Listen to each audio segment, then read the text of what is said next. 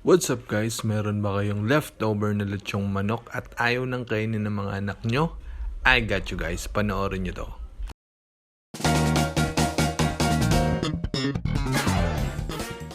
Naggisa ako dito ng sibuyas, bawang at red bell pepper. At kapag luto na sila guys, ilalagay na natin ang ating Mang Tomas, ang magiging sarsa ng ating lulutuin. Mag-iigib naman tayo ng tubig para isabaw sa ating lulutuing manok. At pagkatapos niyan, lalagyan natin ng asin, pampalasa. At kita nyo yung itim na maliliit na yan, pamintang durog yan.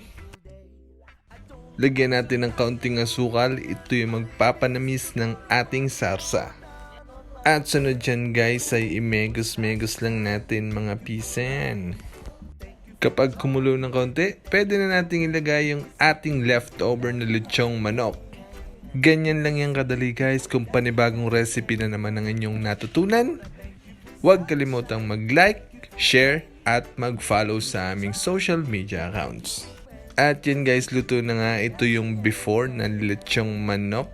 At ito naman yung after. Kitang-kita nyo naman, tingin pa lang ay mukhang masarap na. Ang sarap ko daw magluto, approve sa aking misis.